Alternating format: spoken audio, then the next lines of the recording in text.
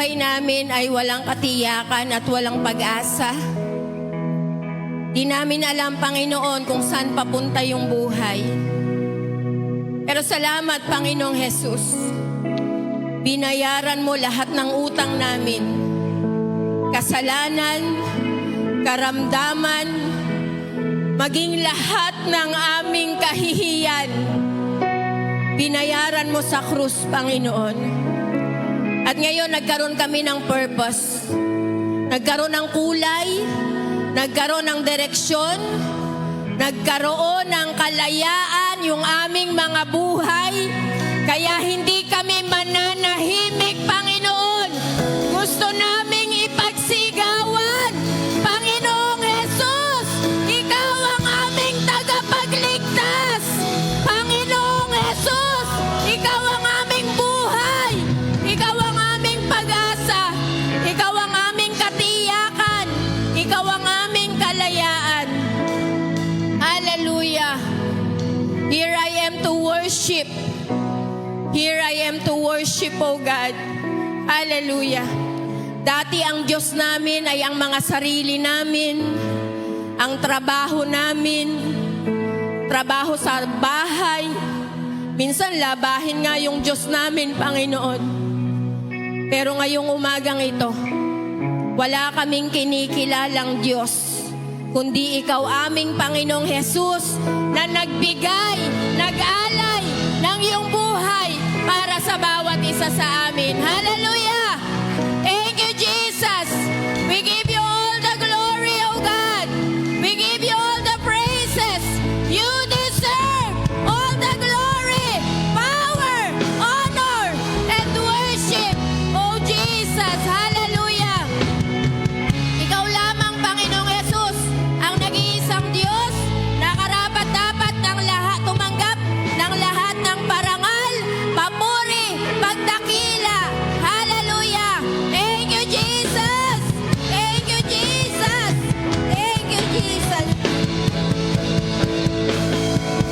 Hallelujah! Praise you, Jesus! Amen. Sige po, palakpakan natin ang pinakamalakas na palakpak yung Panginoon. Hallelujah! Sige, malaya po tayong makaupo sa presensya ng Diyos. Sino po pinagpala sa umagang ito? Sino nainitan? Amen? Isang pinagpalang araw, pinagpalang umaga. Sige, hintayin nating makaupo yung iba. Tapat mo na lang sa...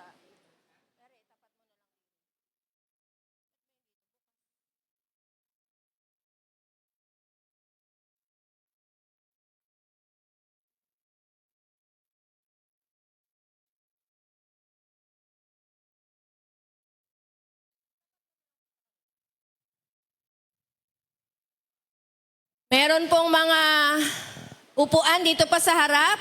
Yung mga bata, pwede na kayong pumunta sa mga classroom nyo. May mga bata pong nagtuturo, may mga teacher na nagtuturo sa mga bata. Pwede natin silang dalin. Yung mga hindi pa nag-aaral na bata, pwede po dito at nanonood lang sila.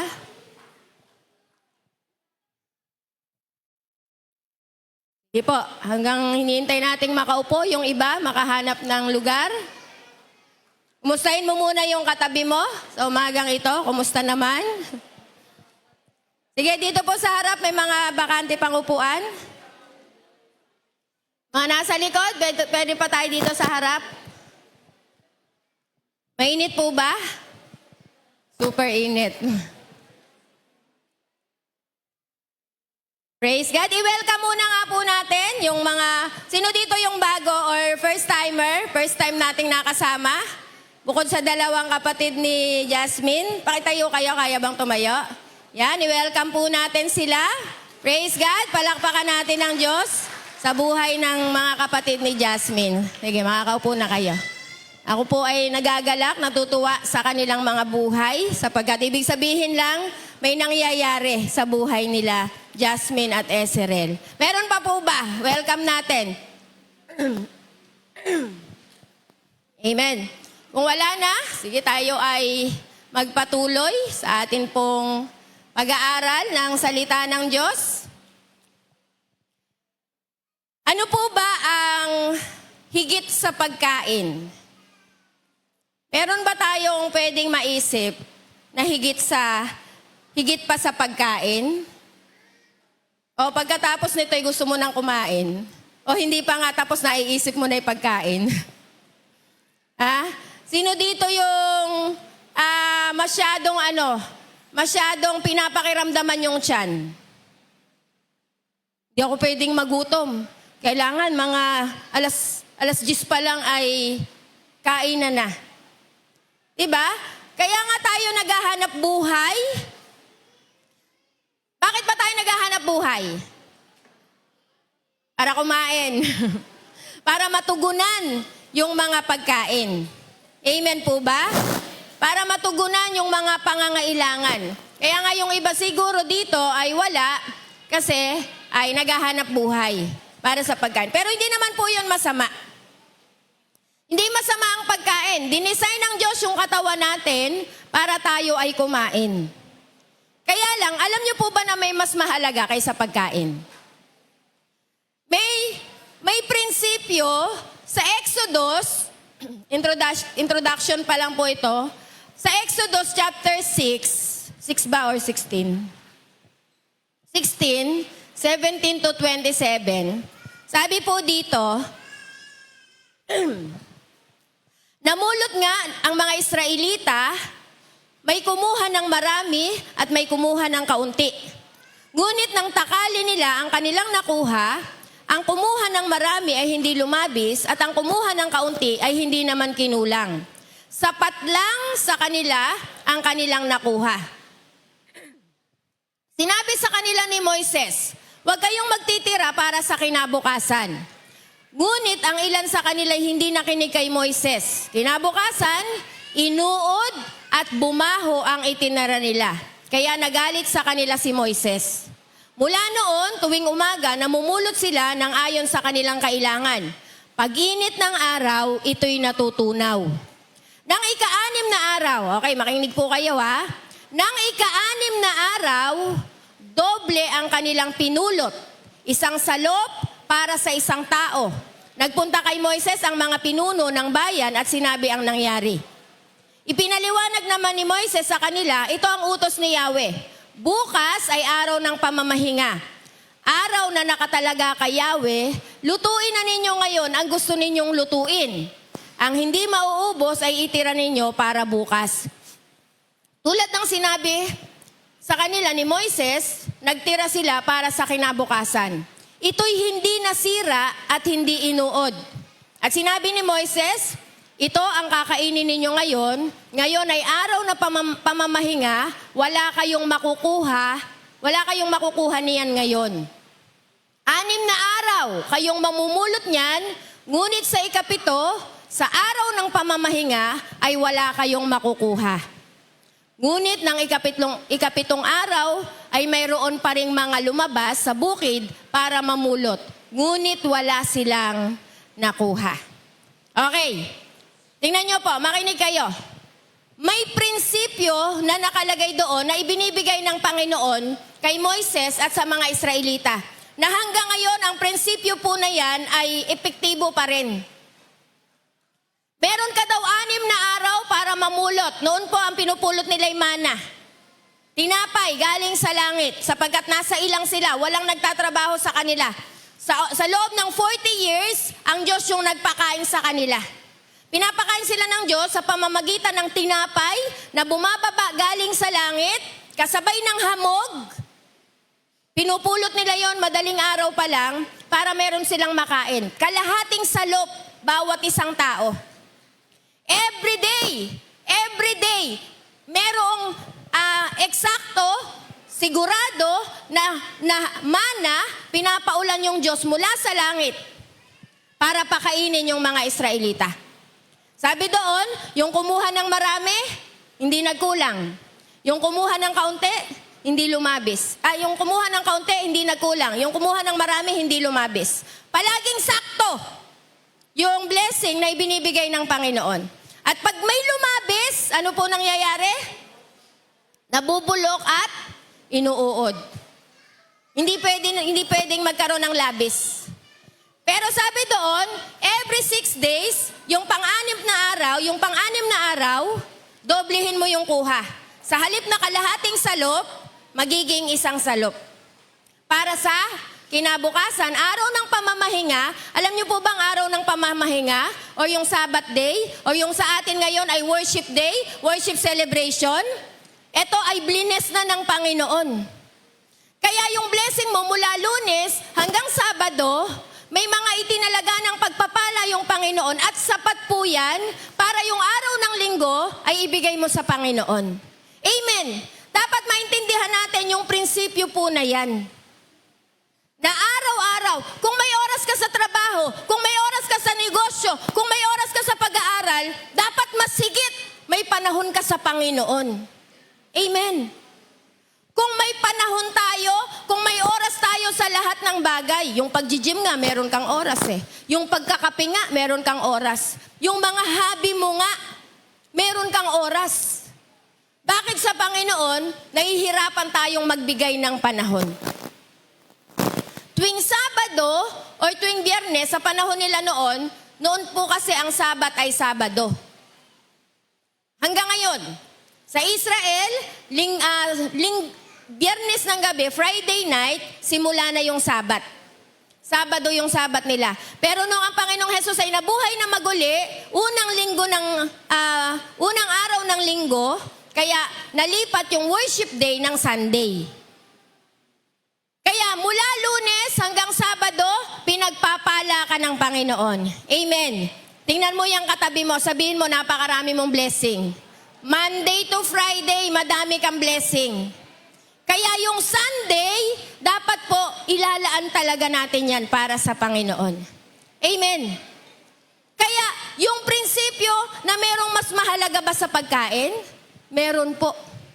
Pag-uusapan natin ngayon, ano ba yung mas mahalaga kaysa sa pagkain? Kung ang Diyos pala nagpapala sa atin mula Lunes hanggang Sabado, para yung araw ng linggo ay ilaan natin, italaga natin para sa Panginoon. Sino yung excited na kahapon pa lang? Excited ng sumamba ha? Excited ng mag-worship. Sabi nga po namin, na pag-aralan namin sa cell group doon kila Netnet, na kapag Sabado pa lang, inihanda mo na yung sarili mo sa Panginoon, nakikita na yan ng Diyos. At ang sabi sa John chapter 6, nung nakita ng Panginoon na papalapit sa Kanya yung mga tao, sinusundan siya ng mga tao, ano ang plano ng Panginoon? Nag-isip na siya, saan tayo kukuha ng maipapakain sa mga ito? Kahapon pa lang, kung excited ka, mas excited ang Panginoon na pagpalain ka, tugunin yung lahat ng mga pangangailangan mo. Amen. Amen po ba? Kaya hindi sayang. Sabihin mo sa katabi mo, hindi sayang na nandito ka. Amen. Okay, ano ba yung mahalaga kaysa sa pagkain? 5 bagay po yung pag-usapan natin sa umagang ito. Ano ba yung mahalaga kaysa pagkain? Ang mahalaga po kaysa sa pagkain ay ang pagbabago. Sabihin mo sa katabi mo, pagbabago. Sino gusto dito ng pagbabago? Amen. Alam niyo po ba na maliban sa kamatayan na tiyak, ang pangalawang tiyak ay ang pagbabago. Palaging may nagbabago. Palaging may magbabago. O ayaw mong magbago? Basta ako, I am the same, yesterday, today, and forever. Di ikaw na si Jesus. Diba? Ayokong magbago. Basta ako, ay ganito na ako. Ipinanganak akong ganito, mabubuhay akong ganito, at mamamatay akong ganito. Alam niyo po ba, yun yung pinakakawawang tao. Kung walang kamalayan or walang kabukasan para sa pagbabago. Amen.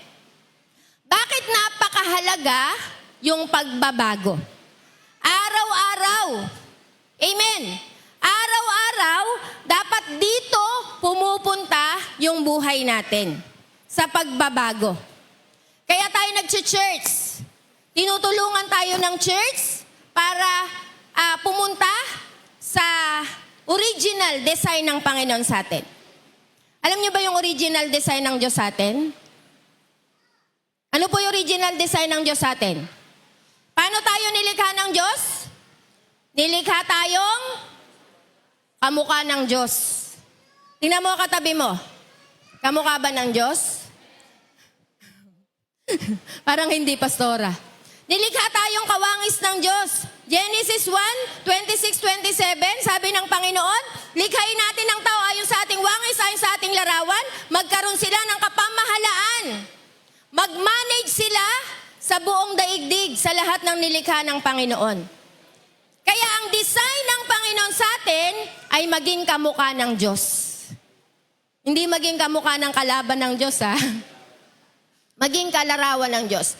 At kaya ka nag-church, kaya ka nagse-cell group, kaya ka nagbabasa ng Bible para bumalik sa original design ng Panginoon.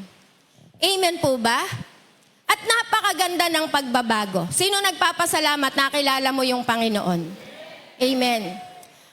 Meron kasing obvious na pagbabago eh. Alam niyo yung obvious na pagbabago? Yung mula sa bisyo, papunta doon sa maayos at matinong buhay. Amen.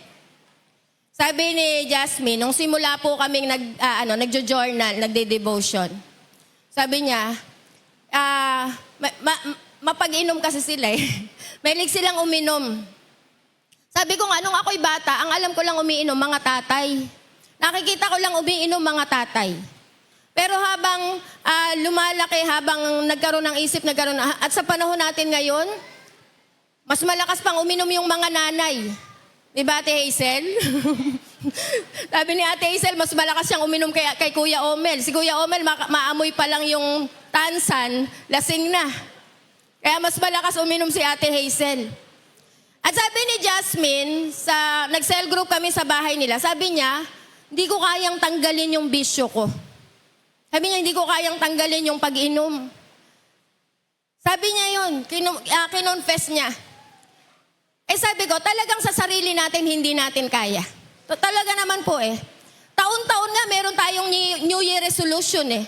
Gusto ko nang magbago, gusto ko nang bumait, gusto ko nang maging maayos yung buhay ko, gusto ko nang maging maayos yung takbo ng buhay ko. Pero hindi mo yan magagawa sa sarili mong lakas. Kaya, nung nagsimulang magbasa ng Bible, kasi wala namang pressure eh. Sabi ko, sige, basta magbasa kayo ng Bible, basta mag-devotion kayo, basta mag-journal kayo. Kasi po, ang Diyos yung mangungusap sa atin, ang Diyos yung magbibigay ng lakas sa atin, i-empower tayo ng Panginoon para magbagong buhay. Amen. Kaya nga napaka-confident niyang mag-share sa kanyang mga pamilya. Napaka-confident niyang magsabi na dapat mag-church na kayo, dapat magsimba na kayo. Kasi nga, merong nangyari sa kanyang pagbabago. Amen po ba? At obvious yun. Galing ka sa magulong buhay, galing ka sa mabisyong buhay, galing ka sa madilim na kahapon, galing ka sa masalimuot na buhay, tapos bigla kang napunta sa liwanag, bigla kang napunta sa katuwiran, bigla kang napunta sa maayos dahil sa Panginoong Jesus, kitang-kita yung pagbabago. Amen. Palakpakan nga natin yung Panginoon sa mga nagbabago ngayon. Nagbabago ka ng puso, nagbabago ka ng desire, nagbabago ka ng mindset. Alam niyo po ba yun yung prayer ko palagi? Sa lahat. Magbago ng desire. Mula sa worldly desire, papunta doon sa spiritual desire. Mula doon sa desire na makuha yung lahat ng mga gustong makuha sa buhay, kayamanan, katanyagan, karangyaan. Alam niyo po bang hindi tayo mabubusog dyan? Sapagkat kung nakakabusog ang kayamanan, dapat wala ng mga sakim sa kayamanan. Pero dahil hindi yan nakakabusog, kaya desire pa rin sila ng desire.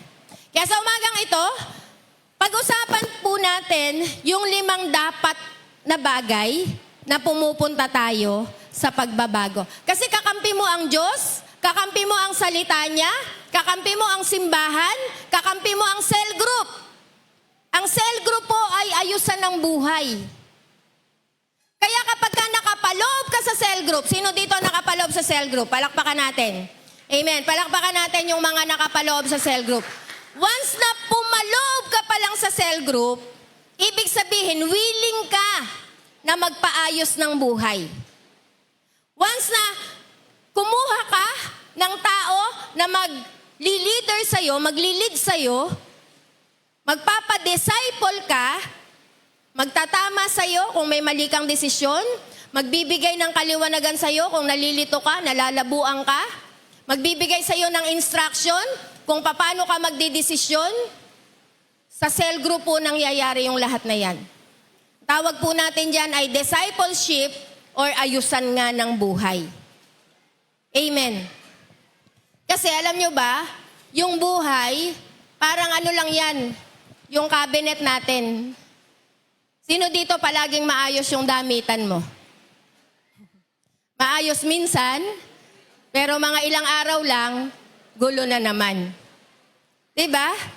Ganyan yung buhay natin eh. Aayusin mo ng linggo, minsan Lunes pa lang, magulo na. Aayusin mo ng may cell group ka, minsan di pa tapos yung cell group mo, nahihirapan ka na, nalilito ka na. Kaya kailangan po natin talaga mag-ayos tayo ng buhay. Okay, 5 bagay nang dapat ay pumupunta tayo sa pagbabago. Una, sabi sa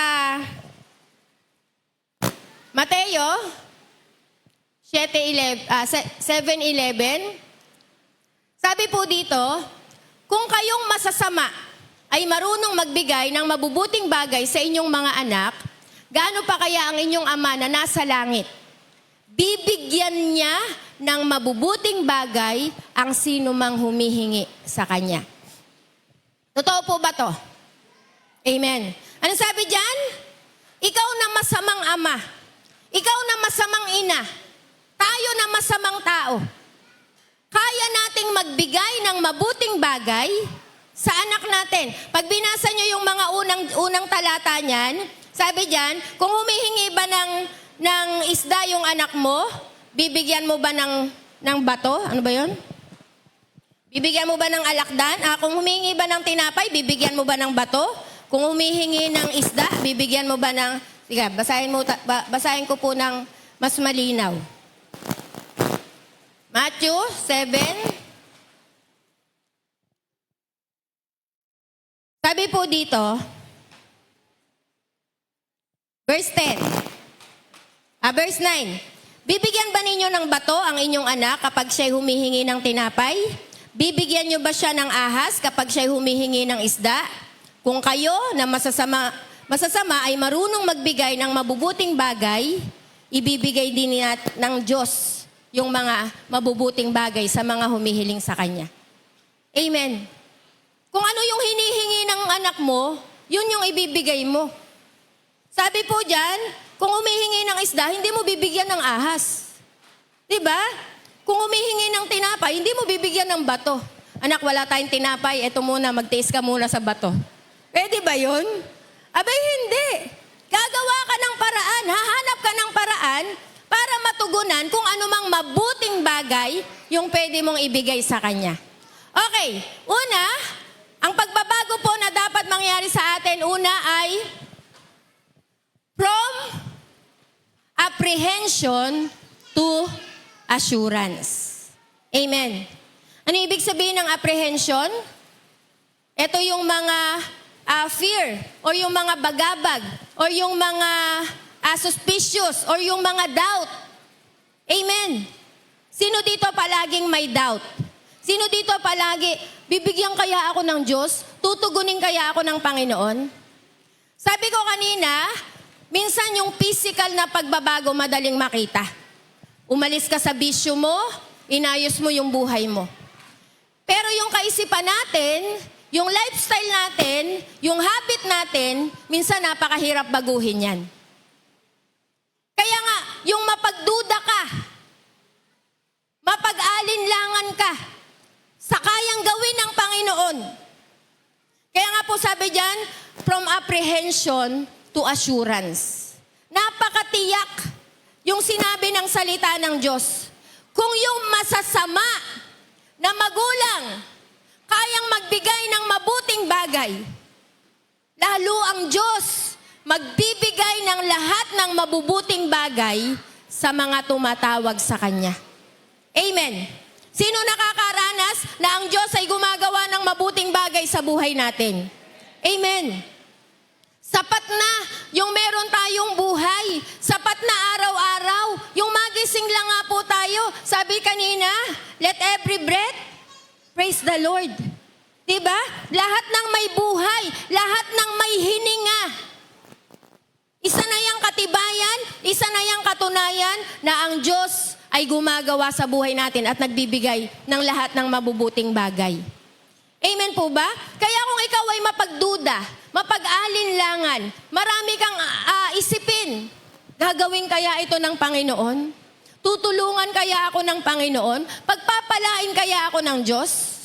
Gusto ko pong pumunta tayo sa umagang ito sa katiyakan.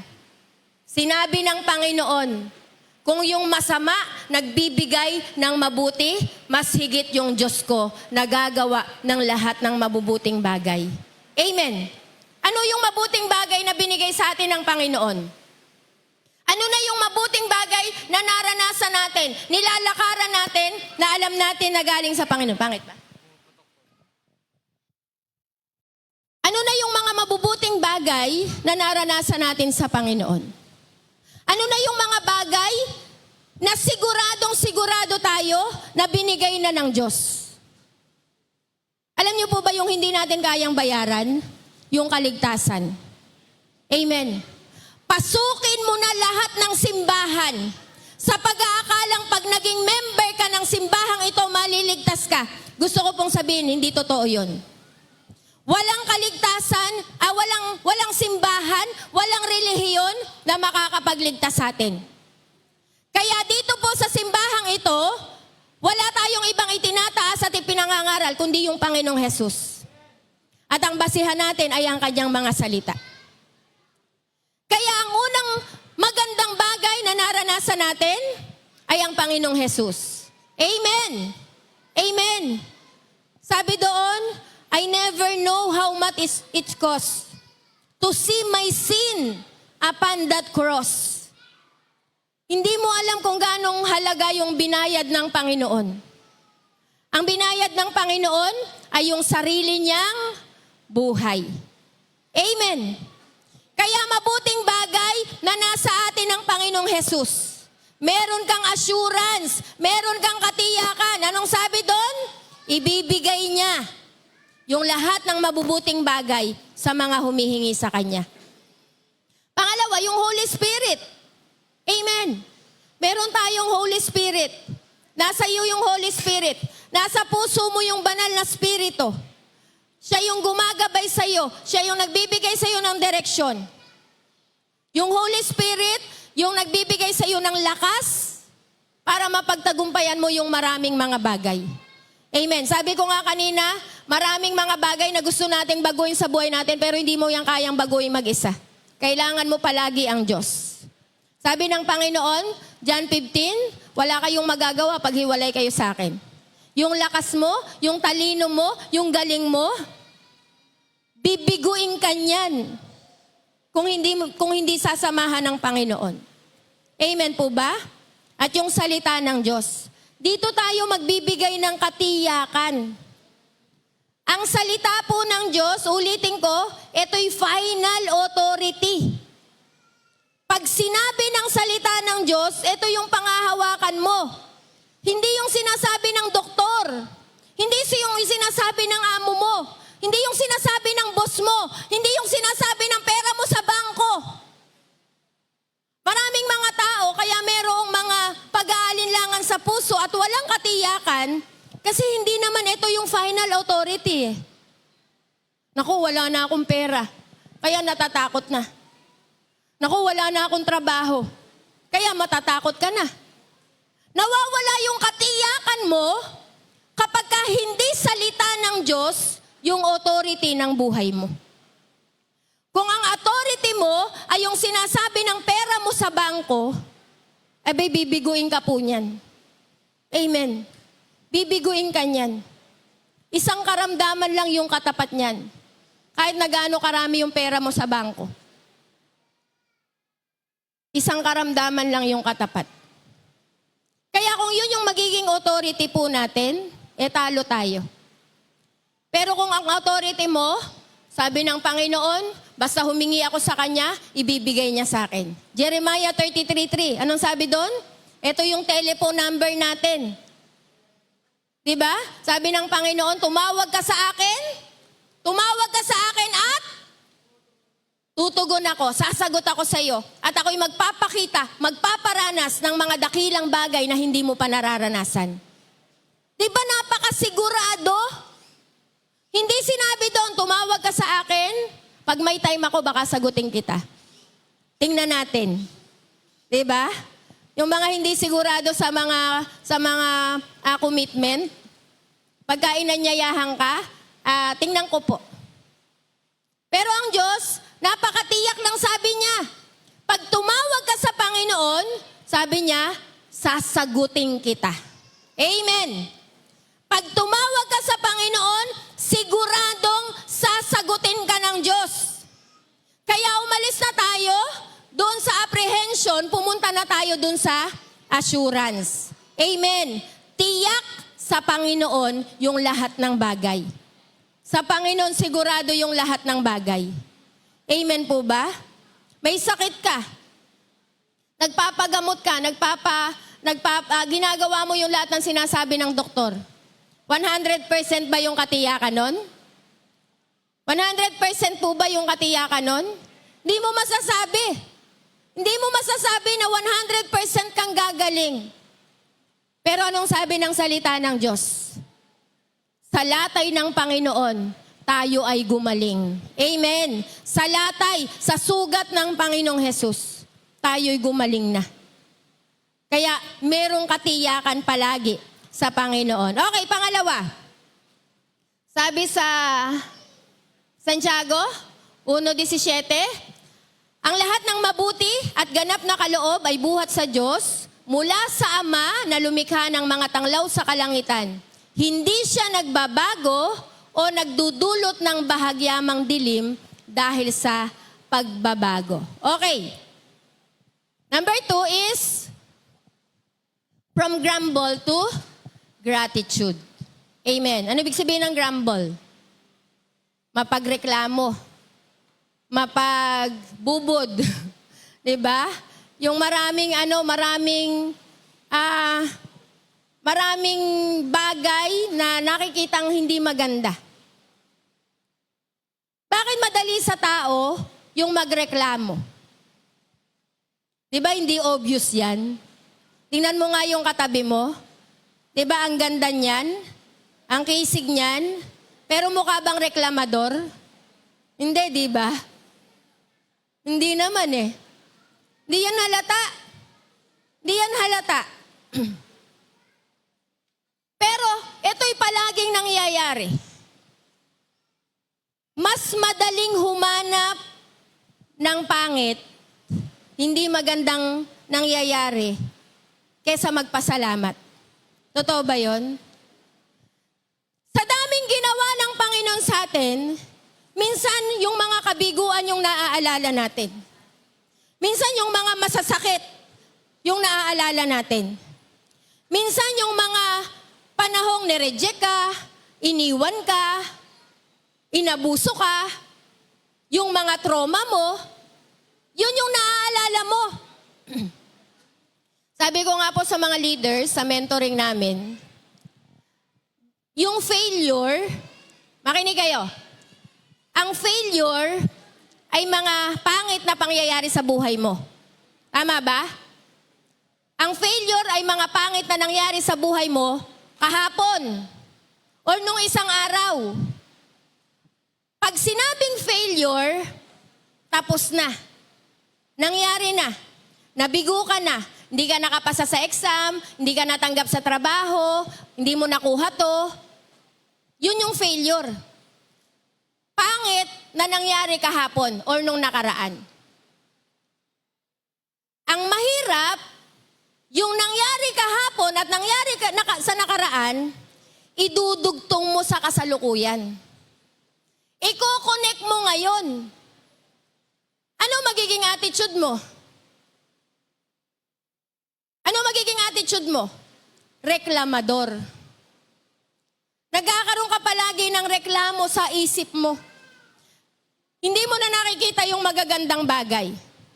Wala ka nang nakikitang panibagong opportunity na gagawin ang Diyos. Kasi lagi nating idinudugtong yung pangit nating kahapon sa maganda sanang gagawin ng Panginoon ngayon. Amen. This is the day that the Lord has made. I will rejoice. I will celebrate and be glad in it. Sabi ni David. Ito'y araw na ginawa ng Diyos ngayon. Dapat akong magsaya. Dapat akong magdiwang. Yung kahapong kabiguan ko, tapos na yon. Magpapasimula. Gagawa ang Diyos. New beginning ko ngayon para maranasan ang panibagong kadakila ang gagawin ng Panginoon sa buhay ko. Mag-expect ka ng bago. Mag-expect ka ng maganda. Magpasalamat ka. Lord, nabigo ako kahapon. Siguro hindi yun para sa akin. Pero ngayong araw na to, nagpapasalamat ako sa panibagong umaga, sapagkat ngayon, panibagong pag-asa, panibagong pag-ibig mo, panibagong biyaya mo, panibagong kahabagan mo, yung mararanasan ko. Amen. Sabi sa Lamentation, di ba? Great is thy faithfulness. Every morning, great is thy faithfulness. Every morning, makinig kayo, bawat umaga, may brand nyong pag-ibig ang Panginoon. Pag-ibig na fresh, hindi bilasa, galing kahapon, palaging bagong pag-ibig ng Panginoon. Iyon lang po dapat na nating ipagdiwang. Iyon lang dapat nating ipagpasalamat. Kaya nahirapan tayong magpasalamat, ang lagi nating hinahanap, o yung lagi nating nakikita, yung wala, yung kulang. Diba? Daming kulang sa buhay ko. Daming wala sa buhay ko. At hindi natin na-appreciate. Alam niyo po ba yung gumising lang tayo na wala sa ospital, wala sa kulungan. Salamat sa Panginoon. Amen. Amen. Araw-araw gumigising tayo, walang nasa ospital. Di ba napakabuti ng Diyos? Amen. Yung gumising kang, di ka nakakulong. Napakabuti ng Panginoon. Kaya lang, sa dami nating nakikitang pangit, sa dami nating nakikitang hindi maganda, di natin na-appreciate yung buhay. Di natin na-appreciate. Naghahangad tayo ng maraming bagay. Sabi ko nga sa cell group ko kay Narcita, sabi ko, pag namatay ba tayo? Ako, pag namatay ba ako? Meron akong 5,000 o 5 piso o 5 milyon. Iisa naman yun parehong iiwan ko lang. Amen. May pera akong 5,000 o may pera akong 5 milyon. Ang suma total nun, iiwan ko lang. Amen. Kung may pera ka ngayon, salamat sa Panginoon. Kung wala kang pera at wala ka din namang sakit, salamat sa Panginoon. Amen. Amen po ba? Bakit nahirapan tayong magpasalamat? Huwag mong idudugtong yung kabiguan mo sa ngayon. Tapos na yun. Tapos na yung lungkot natin kahapon. Tapos na yung nangyari sa atin kahapon. Ngayon, yung opportunity ng Panginoon na gumawa ng bagong bagay sa buhay natin. Hayaan natin gumawa yung Panginoon. Sabi diyan, lahat ng mabubuting bagay galing sa Diyos. Amen. Lahat ng mabubuting bagay, simula't simula pa, lahat ng mabubuting bagay galing sa Panginoon. Kaya lahat tayo, alam niyo po ba? Siguro maraming nagpapalungkot sa atin. Sino dito maraming lungkot? Diba? Maraming nagpapalungkot sa atin at ang dali nating palungkotin. Mawalan ka nga lang ng pera, malungkot ka na . Diba? Tingnan mo yung katabi mo. Oh, may pera yan, kaya masaya. Diba? Napakadaming nagpapalungkot sa atin. Okay. Pero gusto kong sabihin, kahit na maraming nagpapalungkot sa atin, marami pa ring dahilan para magpasalamat tayo sa Panginoon. Amen. Sige, palakpakan mo yung Panginoon ng malakas. sapagkat pinapasalamatan mo yung Panginoon. Okay, number 3. Number 3, sabi sa Lucas 12:20 to 21, ngunit sinabi sa kanya ng Diyos, hangal, sa gabi ring ito'y babawian ka na ng buhay. Kanino ngayon mapupunta ang mga inilaan mo para sa iyong sarili? Ganyan ang sasapitin ng sinumang nag-iipon ng kayamanan para sa sarili, ngunit dukha naman sa paningin ng Diyos. Number 3 is, from selfishness to selflessness. Mula sa pagiging akin to, ako muna, hanggang sa para sa iba, para sa marami. Amen. Nung ang tao po ay nahulog sa kasalanan, hindi naman design ng Diyos yung ako muna. Puro ako. Hindi yan design ng Diyos. Ano po yan? Epekto yan ng kasalanan. Naging selfish ang tao dahil sa kasalanan. At hanggang ngayon, alam natin yan, nangyayari yan. Napakaraming binabaha dahil sa iilang tao, iilang makapangyarihan na nangurakot. Napakaraming naghihirap dahil sa iilan na masyadong naging selfish. Pero sabi po dyan, lalo sa henerasyon natin ngayon. Diba, sa henerasyon natin ngayon, generation ng ano? Selfie. Selfie generation. Diba? Bago talaga kumain, picture muna. Sa mga lugar na napupuntahan, wala pong masama sa mga bagay na yan. Mga memories, magiging memories na nangyayari or pinaparana sa atin ng Panginoon. Pero ang mahirap, ang masakit, ay yung dun ka na lang nakafocus. Diba? Sabi ng Panginoon, balikan natin yung verse, mayaman po ito eh. At naanin na niya yung lahat ng kanyang kayamanan, yung aanihin niya, at sumobra. Sobrang dami ng naanin niya, at kinapos pa siya ng warehouse. Kaya sabi niya, napakarami ko ng ari-arian, napakarami ko ng kayamanan. Ano na lang ako? Kakain na lang ako, iinom at magpapahinga. Yun na lang yung purpose niya. Total, marami na akong pera. Kain, inom, pahinga. Kain, inom, pahinga. Yun na lang yung gagawin ko. Pero sabi ng Panginoon dyan, ngunit sinabi sa kanya ng Diyos, hangal. Sa gabi ring ito, babawian ka na ng buhay. Kanino ngayon mapupunta ang mga inilaan mong na yan para sa sarili mo? Diba? Kanino mapupunta yung kayamanan? Kaya nga sabi ko kanina, diba? Gaano man kalaki pera mo sa bangko, gaano may pera mo sa bulsa, meron o wala, sa madaling salita. Meron o wala. Iisa yung kahantungan ng buhay. Kaya bakit mo gugustuhin na kunin yung lahat ng bagay? Bakit ka magiging selfish? Sabi sa verse 21, ganyan yung sasapitin ng sino mang nag-iipon ng kayamanan para sa sarili, ngunit dukha naman sa paningin ng Diyos. Ang tunay palang kayamanan ay hindi yung pera na para sa sarili. Sapagkat ang tingin ng Diyos doon ay poor, dukha. Dukha din. Sapagkat nag-iipon ka lang para sa sarili mo. Samantalang ang kayamanan, ang blessing na binibigay sa iyo ng Panginoon, blessing nga eh. Ang kailangan mong gawin ay ibahagi. Diba? Ibahagi sa mga nangangailangan. Hindi naman sa lahat. Diba? Kaya nga meron tayong konsepto ng pagtulong sa mga immediate family, sa mga taong kailangang tulungan. Kaya isa sa pinakamalaking mindset na dapat mabago sa atin ay yung mindset ng pagiging makasarili. Amen. Napakahirap po niyan. Kasi meron tayong nature ng pagiging greed.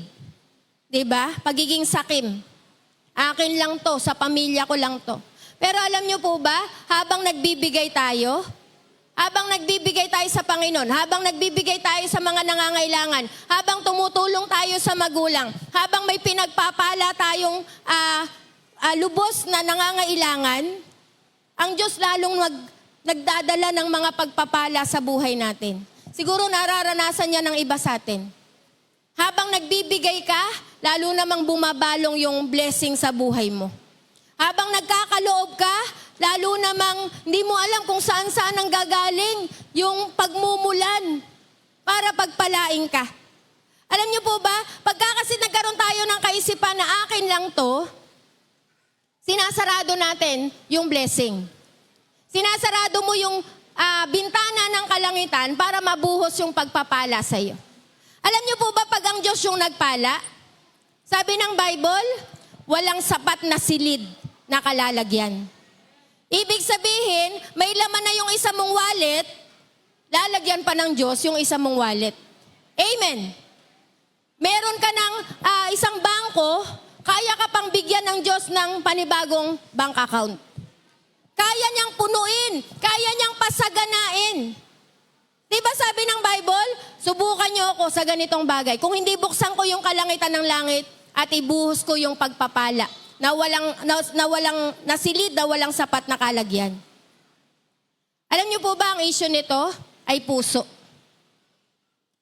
Ang pagbibigay, hindi yan usaping pera. Tandaan niyo to. Hindi yan usaping pera. Maraming may pera, hindi naman nagbibigay eh. Pero marami ding walang pera na nagbibigay. Na mahusay magbigay. Kasi nga hindi yan usaping pera. Usaping puso yan. Issue yan ng puso. Lord, alam mong wala akong pera, pero gusto kong ibigay ito sa iyo. Ipinagkakatiwala ko na sa iyo yung lahat ng bagay. Naalala niyo po yung byuda na nakita ng Panginoong Jesus? Dadalawang kusing, dadalawang sentabo. Buhay na niya yun. Kabuhayan na niya yun. Pero ibinigay pa. Sapagkat alam niyo po ba na pag nagbibigay tayo, kinikilala natin na hindi na tayo steward. Steward ka lang. Pinagkatiwalaan ka lang. Sabi ng Bible, wala tayong dinalang anuman dito sa sanlibutan. Wala tayong madadala paalis. Sabi ni Job, hubad akong lumabas sa bahay bata ng aking ina, hubad din akong babalik sa Diyos. Totoo yun. May nakita na ba kayong sanggol na may damit? May big kiss nung lumabas? May baru-baruan? Wala. Sapagat nung lumabas tayo, hubad tayo. Ibig sabihin, wala tayong dala. Wala tayong maipagmamalaki sa Panginoon. Kaya kung pinagpapala ka ng magandang buhay, pinagpapala ka ng magandang negosyo, magandang trabaho, smooth yung buhay sa pinansyal, blessing po yan. Pinagkatiwalaan ka lang ng Panginoon. At lahat ng anumang bagay na ibibigay natin sa Panginoon. Alam niyo ba natuklasan ni Abraham? Nung ibibigay niya si Isaac. Sabi doon, hindi naman yun natuloy eh. Basahin niyo Genesis chapter 22. Teka muna, nabasa niyo ba yung assignment natin? Maalala ko po. Sino nagbasa ng assignment? Sino nagbasa ng, alang nagbasa? Okay, ilan nagbasa ng assignment? Okay, may nagbasa. Ano ba assignment natin? Si Esther. Ano natuklasan nyo? Ano natuklasan nyo sa aklat ng Esther? Bukod sa mga napag-aralan natin. Nakabasa ba kayo ni isang salitang Diyos o Panginoon sa aklat ng Esther? Wala. Walang salitang Diyos, walang salitang Panginoon, pero malinaw yung gustong ipahatid na mensahe. Diba? Yan po yung aklat na wala kang mababasang Panginoon or Diyos. Pero nasa Bible. Okay, Genesis 22, basahin nyo na lang sa bahay nyo. Nung hiningi si Isaac kay Abraham, at ibibigay naman ni Abraham kay Isaac. Sa Diyos si Isaac. Pero hindi naman natuloy. Sapagkat nakita ng Panginoon yung puso ni Abraham, handang sumunod at handang magbigay. Kaisa-isa niyang anak, ibibigay pa niya sa Panginoon.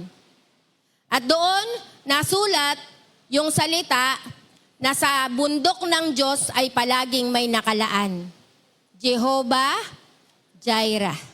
Sa bundok ng Diyos, palaging may nakalaan. Sa mga magbibigay sa Panginoon, merong kapalit. Merong kapalit agad na ibibigay ang Diyos. Kaya natuklasan ni Abraham, anumang bagay na ibibigay mo sa Panginoon, hindi nawawala. Ibinabalik ng Panginoon. Anong sabi sa Lucas? Ibabalik, siksik, liglig, at umaapaw. Amen. Kaya, from selfishness to selflessness. Doon tayo magsimulang magbago. Hindi puro akin, hindi puro ako, hindi puro sa amin. Kailangan magbigay. Kailangan matuto tayong magbigay. Okay, number 4. 5 lang naman po ito. Matthew 6:31, sabi po dyan, kaya't huwag kayong mag-alala na baka kayo kapusin sa pagkain, inumin, or damit. Number 4 is, ano ba yung number 4 natin? From troubled to trusting. Pag sinabing troubled, yung mga maraming problema, maraming alalahanin, maraming kaguluhan sa buhay. Marami kang iniisip, marami kang iniintindi. At yun naman to po yung nangyayari sa atin. Pero sa halip na yun, yung hayaan nating lumagay sa isip natin, sabi po dyan, from trouble to trusting. Sa halip na mag-alala, sa halip na mag-intindi, sa halip na problema, abay di magtiwala ka sa Panginoon. Anong sabi sa verse? Balikan natin, Matthew chapter 6:31. Kaya't huwag kayong mag-alala na baka kayo kapusin sa pagkain, inumin, or damit. Bakit? Bakit huwag daw mag-alala? Sabi diyan sa mga sumunod na talata, sapagkat alam ng inyong amang nasa langit yung anumang kailangan nyo. Sino naniniwala? Alam ng Diyos na wala kayong pambayad sa kuryente, pagbayaran na. Alam ng Diyos kung ano'y pangangailangan mo. Gusto ko pong sabihin sa iyo, alam ng Diyos kung ano'y iniisip mo. Alam ng Diyos kung ano yung pangangailangan mo. Alam ng Diyos kung ano yung need ng tao. Kaya nga, pangilan tayong nilikha ng Diyos? Pangilang araw? Pangilang araw?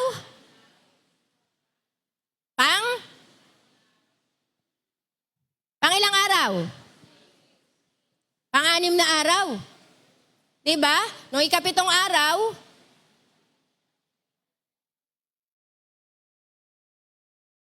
pang-6 na araw. Pang-6 nga ba? Panghuling araw na nilikha tayo ng Diyos. Pang-6. Noong ika-7 araw na mahinga siya. Okay, ano ibig sabihin nun? Ano muna nilikha ng Diyos? Langit, lupa, tubig, halaman, hayop, lahat ng kailangan. Kasama na oxygen. Imagine ninyo, kung una kang nilikha ng Panginoon tapos wala pang oxygen. Mabubuhay ba tayo? Makakasurvive ba tayo? Hindi. At nung nilikha ng Diyos yung lahat ng bagay, ninyo po ba napansin? Yung mga halaman, yung mga prutas, yung mga gulay, yung mga puno, may buto. May buto.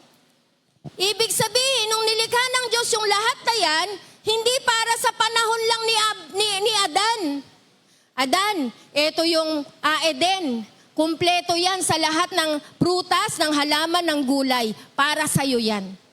Hindi. Sabi ng Bible, lumikha ang Diyos ng lahat ng mga gulay, ng mga prutas, ng mga halaman na nagbibinhi. Sapagkat nung nilikha ng Diyos yung lahat ng bagay, gustong paratingin ng Diyos yung lahat ng bagay sa panahon pa rin natin. Amen. magpuproduce pa rin kahit sa panahon natin. Meron pa ring production hanggang sa panahon natin ngayon. Kahit yung mga isda, kahit yung mga hayop, di ba? Alam na alam ng mga isda at ng mga hayop kung paano sila magpaparami. Bakit? Kasi kailangan mo. Kailangan ko. Amen po ba? Kaya bakit ka mamumroblema sa maraming mga bagay na pwede ka namang magtiwala sa Panginoon? Amen. Napakarami na nating mga bagay na napatunayan yung Panginoon. Lagi kong sinasabi, kung ano edad mo ngayon, ebidensya yan na mabuti ang Diyos sa buhay mo. Amen! Ilang beses ka nang nagkasakit, ilang beses ka nang naaksidente, ilang beses ka nang muntik na mamatay. Pero ba't buhay ka pa? Sapagkat inaalagaan ka ng Panginoon. Amen. Palakpakan natin ng Diyos. Hindi yung asawa mo yung nag-aalaga lang sa'yo. Hindi yung nanay mo yung nag-aalaga lang sa'yo. May Diyos na nag-alaga talaga sa atin. Amen po ba? Baka nga gusto kang ipalaglag ng nanay mo noon eh. Baka nga gusto ng tatay mo, wag kang matuloy eh. Pero ba't nabuhay ka? Kasi inaalagaan ka ng Diyos. Amen. Inaalagaan tayo ng Panginoon. Kaya bakit tayo mamumroblema? Ba tayo mag-aalala? Baka kapusin tayo. Baka mahirapan tayo. Baka ganito yung mangyari sa buhay natin. Hindi. Sa halip na mamroblema ka, anong dapat mong gawin? Magtiwala. Sabihin mo sa katabi mo, magtiwala. Magtiwala ka lang. Gagawa ang Diyos, gumagawa ang Panginoon, at hindi nagpapabaya yung Panginoon. Amen po ba? Last and final. Sabi po dito sa Lucas 12:15, at sinabi niya sa kanilang lahat, mag-ingat kayo sa lahat ng uri ng kasakiman, sapagkat ang buhay ng tao ay wala sa dami ng kanyang kayamanan. Mag-ingat kayo sa lahat ng uri ng kasakiman, sapagkat ang buhay ng tao. Ano daw yung sukatan ng tao? Yung iba, ang success ay sinusukat sa ganda ng bahay, sa dami ng sasakyan, sa daming pera sa bangko, di ba? Sa mga na-achieve sa buhay. Sa maraming mga magagandang karanasan na naranasan. Pero hindi ganun ang Bible. Hindi yun yung sukatan ng Bible. Sabi po dyan, mag-ingat kayo sa lahat ng uri ng kasakiman, sapagkat ang buhay ng tao ay wala sa dami ng kanyang kayamanan. Amen. Kaya, number 5, yung pagbabago na gagawin po natin, from covetousness to contentment. Mula sa pagiging sakim, sa pagiging ganid. Diba? Pang 10 utos naman talaga yan eh. Huwag kayong mag-imbot. Huwag niyong imbutin yung anumang ari-arian, maging yung asawa ng inyong mga kapwa. Kaya mula sa pagiging sakim o naghahangad ng kayamanan o anumang meron yung iba, sabi po dyan, makontento ka. Makontento ka. Merong blessing na para sa'yo. Amen. Alam ng blessing yung address mo. Amen. Alam ng blessing kung saan kanya mahahanap. Kasi may address ka. At kung alam yun ang blessing, abay makontento po tayo. Huwag tayong maghangad, huwag tayong maging sakim. Kaya maraming mga tao malungkutin. Maraming tao malungkutin. May bag ka ng maganda. Pag nakita mo yung bag ng katabi mo, parang mas maganda yung bag niya. Kahit daw po yan, ito literal na nangyayari, survey. Yung naka-order ka na sa lamesa mo, tapos nakita mo yung isang lamesa ng katabi mo, parang mas masarap yung mga in-order nila. Parang di ba totoo naman yun? Kasi meron talaga tayong likas na pagiging sakim. Naiinggit. Sino dito? Kapitbahay mo, inggitera. Naku, napakahirap ng kapitbahay, inggitera. Napakahirap na kapatid ay inggitera. Napakahirap na katrabaho ay inggitera. Wala kang kapayapaan. Talagang magugulo mundo mo, magugulo buhay mo kapag ka merong inggitera sa paligid mo.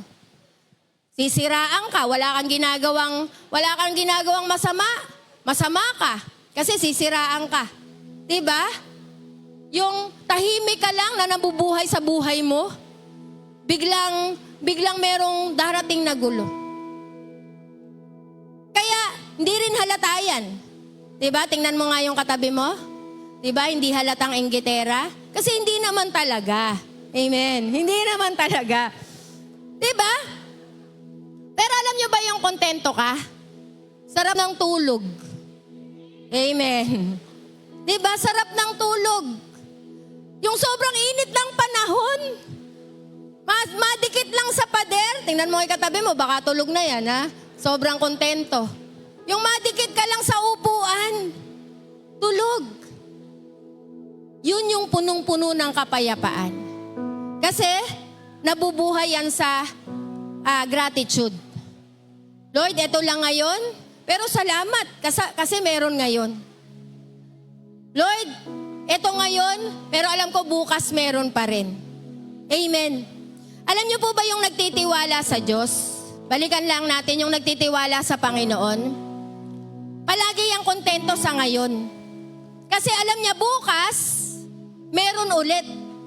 May gagawin ulit yung Panginoon. Makinig kayo. Alam niyo po ba yung mga galing sa orphanage? Yung mga batang ulila. Sino dito galing sa orphanage? Wala naman siguro, no? Alam niyo yung mga batang ulila? Every Tuesday po kasi sa Family Matters, may mag-asawa doon na pastor, ang pinag-uusapan ay tungkol sa mga ulila. At ang dami nilang ampon.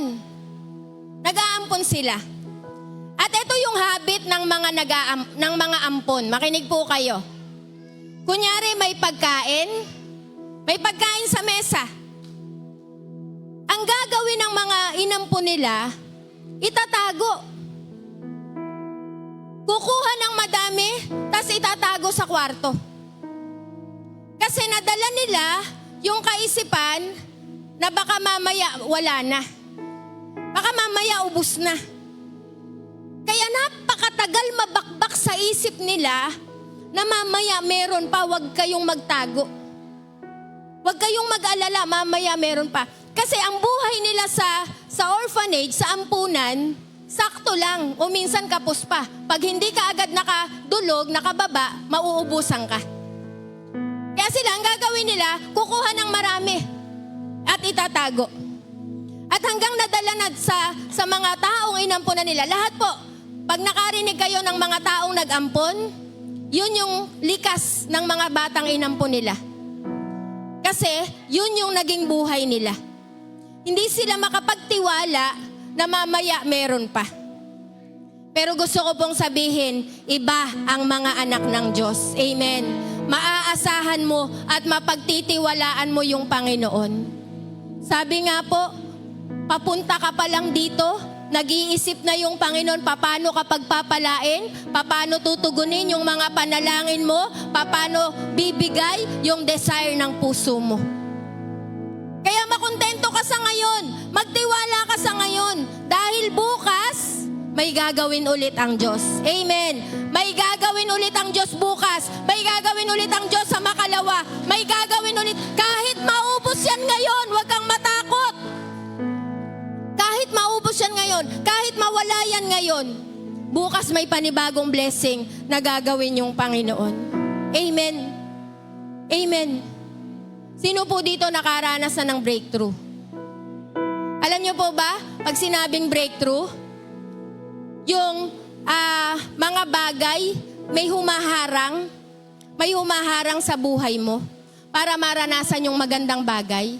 At pag nakaranas ka ng breakthrough, ibig sabihin na natalo mo na, nabasag mo na, na-break mo na yung humaharang na yon. At kahit kailan, hindi ka nababalik sa dati mong buhay. Yun po yung breakthrough. Si Joseph, nung nagkaroon siya ng breakthrough, mula sa bilangguan, Mula sa pagiging alila ni Potiphar, napunta siya sa pagiging nakulong siya dahil napagbintangan. Nung nagka-breakthrough siya at ginawa siyang pangalawang pinakamataas sa Egypt, hindi na siya bumalik sa kulungan. Hindi na siya bumalik sa kahirapan. Hindi na siya bumalik sa pagiging alipin. Sapagkat i-promote na siya ng Panginoon. Amen. Yung mga pagbabago pong ito na ating pinag-usapan, yung 5 bagay na yan, pag nagbago talaga yung ating kaisipan, pag nagbago talaga yung ating mindset, mula sa reklamador, di ka na reklamador ngayon, tingnan mo yung katabi mo, hindi na yan reklamador.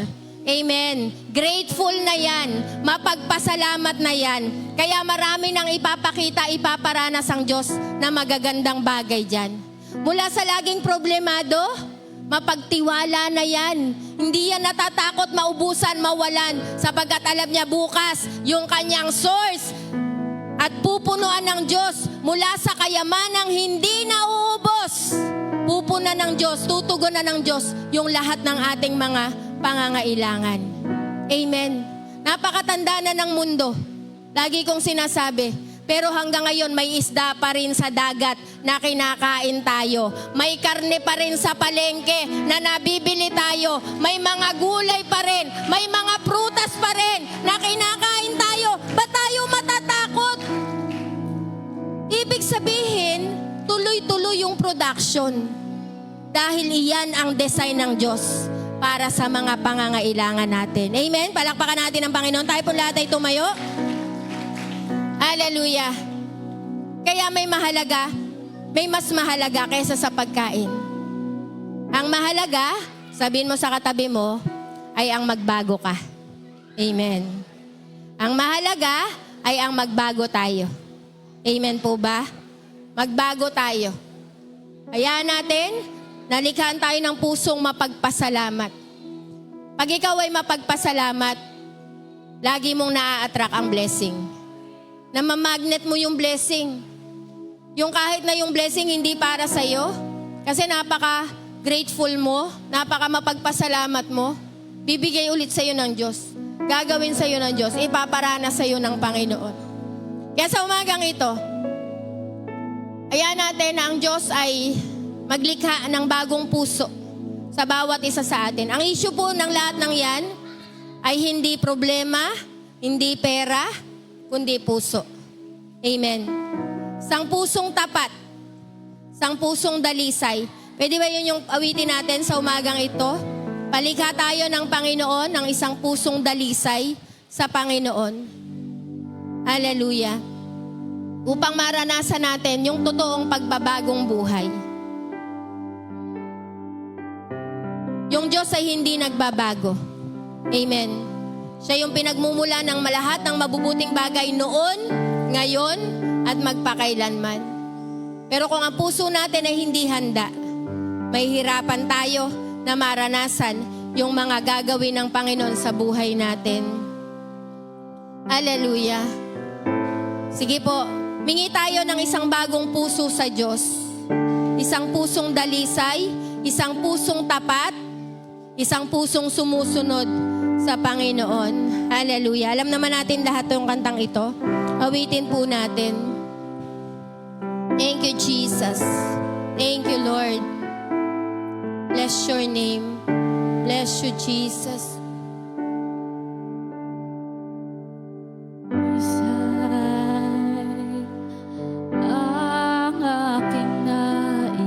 Yes, Lord.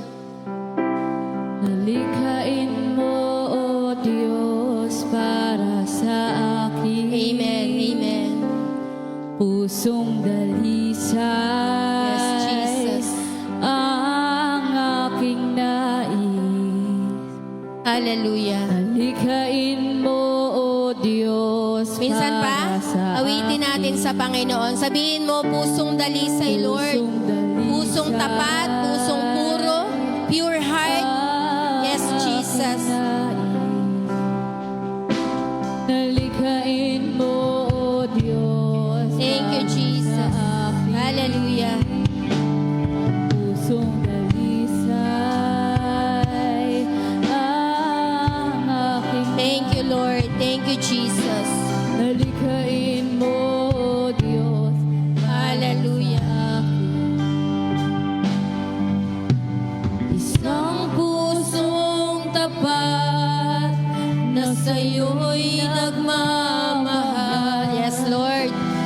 Isang pusong sa'yo. Walang alinlangan, Panginoon. Laging nagtitiwala, laging umaasa, laging nagpapasalamat. Pusong tinitipon na ikaw ay parang alay. Yes, so God. Ako'y papupuri Thank you, Jesus. sa'yo lamang. Yes, Lord. Taas natin yung kamay natin sa Panginoon. Pusong dalisay, Panginoon. Pusong dalisay yung hinihingi namin sa umagang ito. Upang magkaroon ng pagbabago, yung buhay namin, issue namin ay puso, Lord. Hindi naman yung mga bagay na nasa paligid namin. Hindi ka naman nagkukulang. Laging sapat at higit pa yung biyaya na nararanasan namin. Pero dahil may issue kami sa puso, hindi namin makita yung kabutihan mo. Hallelujah. Yes, Lord. Isang pusong tapat, Panginoon. Pusong tapat na sa'yo'y nagmamahal. Isang pusong sa'yo'y walang alinlangan. Lord, walang alinlangan. Kundi laging umaasa, nagtitiwala na mabuti ka sa buhay ng bawat isa sa amin, Panginoon. Ako'y Sa'yo Isang pusong tapat, gawin mong personal na panalangin. Yes, Jesus. Yes, Jesus. Hallelujah. Yes, Lord. Oh, thank you, Jesus. Thank you, Jesus. Magsimula ka sa pagbabago ng aming mga puso, Panginoon. Uuwi kaming may bagong puso. May dalisay na puso, oh Diyos. Hallelujah. Yes. Yes, Lord. Yes, Jesus. Hallelujah. Minsan pa sabihin natin, isang pusong tapat. pusong tapat na sa'yo'y nagmamahal. Thank you, Lord. Thank you, Lord. Thank you, Jesus. Yes, so God. Walang alinlangan. Hallelujah. isang puso Thank you, thank you, thank you, Jesus. Ika'y parang alat. Ang dugo'y papupuri sa'yo lamang. Jesus. Isang puso Panginoon, sa umaga pong ito, na sa'yo lumalapit kami sa iyong harapan at kinikilala na napakarami naming issue sa buhay. sa'yo Dami naming alalahanin, lagi kaming problemado, ang dami naming reklamo, di kami makontento. Lagi kaming natatakot, nag-aalala at nangangamba sapagkat meron kaming issue sa puso. Di kami makapagtiwala, di ka namin mapagtiwalaan ng lubos. Palagi kaming merong mga pangamba at isipin. Ngayong umagang ito, Panginoon, taas natin yung kamay natin sa Panginoon. Lord, likhaan mo kami ng bagong puso. Likhaan mo kami ng tunay na puso na kumikilala na ikaw ay Diyos, buhay at makapangyarihan, nagmamahal, nagmamalasakit, nag-aalaga sa bawat isa sa amin. Diyos na hindi nagsisinungaling, Diyos na kaya kaming pangalagaan, Diyos na kaya kaming ingatan, at Diyos na mabuti sa amin araw-araw. Ikaw yung aming Ama. Ikaw yung aming mabuting Ama. Ikaw yung aming mapag-alagang Ama. Ikaw yung aming Ama na palaging gumagawa, nagpaplano, nag-iisip ng lahat ng mabubuting bagay sa buhay namin, Panginoon. Ama ka namin na mapagkakatiwalaan. Ama ka namin na maaasahan. Ama ka namin na palaging handa kaming saklolohan. Ama ka namin na palagi kaming handang tulungan anumang sitwasyon ng aming buhay. Kaya Lord, sa umaga pong ito, upang makaranas kami ng totoong pagbabago. Magsimula ka pong baguhin ang aming mga puso. Likhaan mo kami, Panginoon, ng bagong puso. Yung reklamador naming puso, yung matigas naming puso, yung puso, Panginoon, na sakim, yung puso, Panginoon, na hindi marunong makontento, yung puso na palaging natatakot, yung puso na palaging nag-aalala, yung puso na palaging may pangamba, yung puso, Panginoon, na hindi makita yung buti sa buhay na to. Sinusurrender po namin sa iyong harapan. At inihingi namin, Panginoon, yung bagong puso. Bagong puso na mapagpasalamat. Puso na laging nagtitiwala. Puso na laging umaasa. Puso na nakokontento. Puso na hindi makasarili. Puso, Panginoon, na alam na Ikaw ay aking Ama, na pinagmumulan ng lahat ng mabubuting bagay. Ama, sa umaga pong ito, hindi ko alam kung ano yung sitwasyon ng iyong mga anak. Mga nakataas yung kamay namin, Panginoon, sapagkat desperado kami sa bagong puso. Gusto namin ng bagong puso, Panginoon. Brand new heart. Brand new heart, oh God. Malinis, dalisay na puso, Panginoon, yung ibigay mo sa amin. Puso na puno ng kapayapaan. Hindi pinaghaharian ng takot, kundi kapayapaan at kapahingahan. Puso na hindi napapagod, Panginoon, sapagkat Ikaw yung tunay na pahinga. Puso, Panginoon, na nakikita yung beauty kahit sa magulong sitwasyon, kahit sa mabigat at mahirap na sitwasyon, nakikita pa rin, Panginoon, na gumagawa ka ng mabubuti at magagandang bagay. Puso, Panginoon, ito yung issue namin. At sa umaga pong ito, inaangkay namin na Ikaw ay lumikha na ng bagong puso. Inaangkay namin ito, Panginoon, sa umagang ito. Isang pusong tapat na sa'yo ay nagmamahal. Yes, Jesus. Isang Yes, Lord. pusong sa'yo Hallelujah. Wala Thank you, Jesus. Amen, amen. Isang puso Thank you, Lord. Thank you, Lord.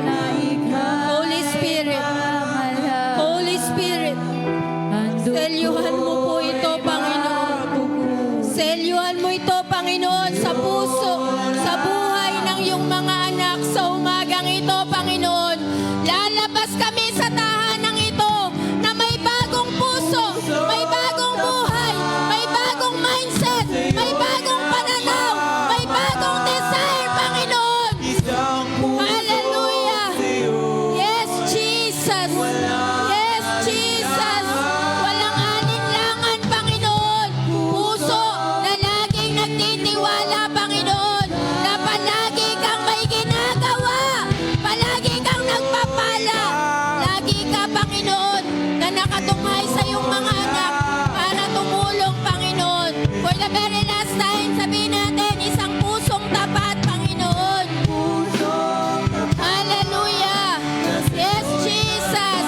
Sabihin mo sa Panginoon, isang pusong sa'yo'y walang alinlangan, O Diyos.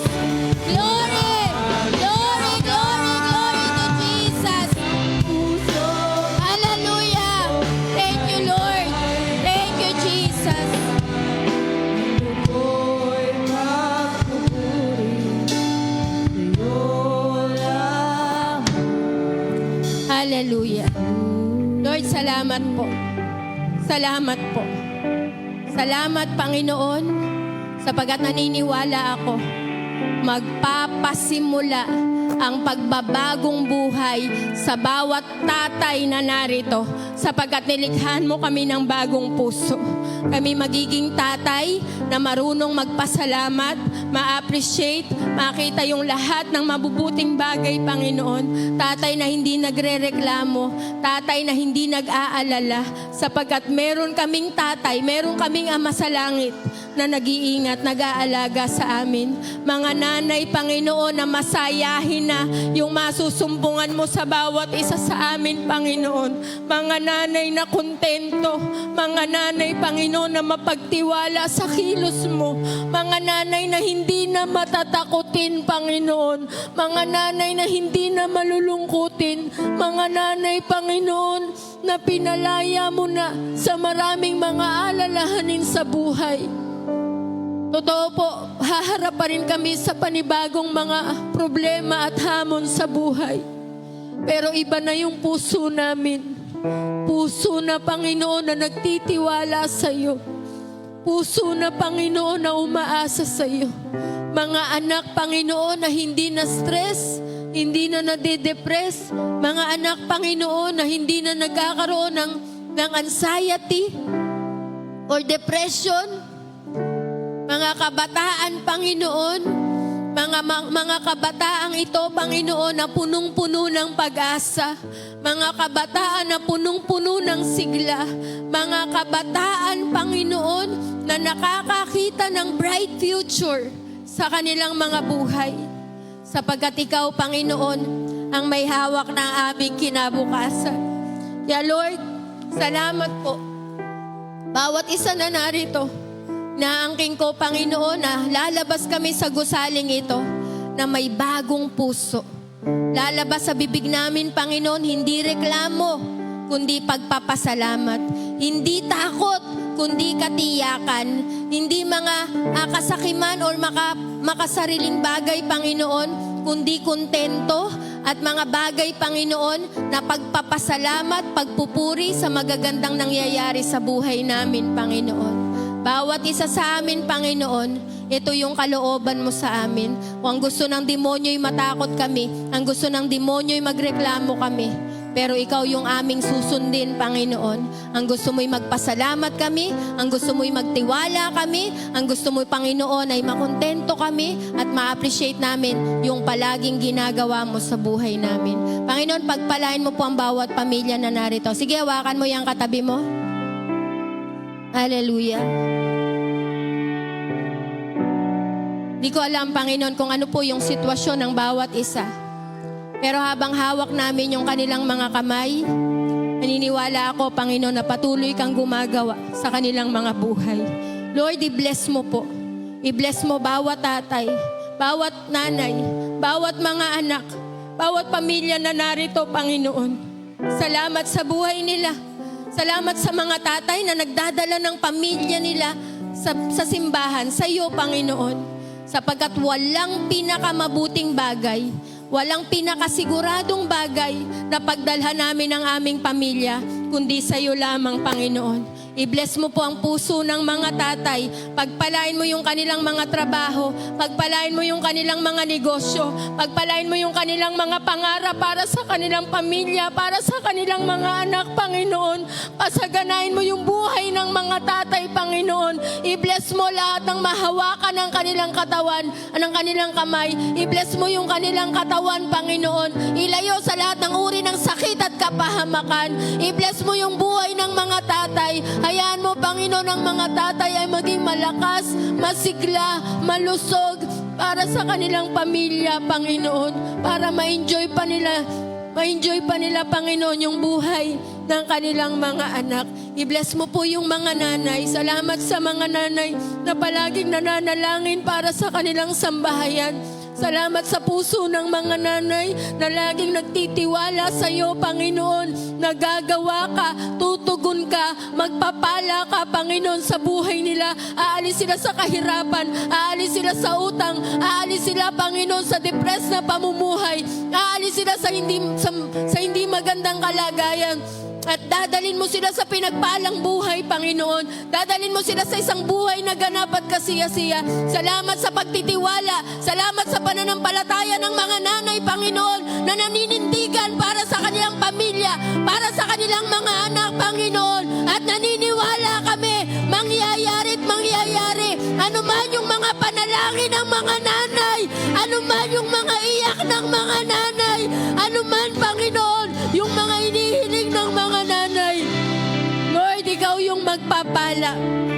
Ikaw yung gagawa, Panginoon. Salamat sa buhay ng mga anak. Salamat sa buhay ng mga kabataan, Panginoon. Iingatan mo yung kanilang mga buhay hanggang makarating sa kanilang future, sa kanilang mga destinasyon, Panginoon. Anumang mga distraction, love life, anumang mga sisira, Panginoon, para marating nila yung kanilang magandang buhay na inilaan mo para sa mga kabataang lalaki at kabataang babae. Lord, ngayon pa lang, sineselyohan ko, makakarating sila sa future, makakarating sila sa magandang buhay, makakarating sila sa pangako mo, Panginoon, makakarating sila sa itinisign mo sa kanila, Panginoon.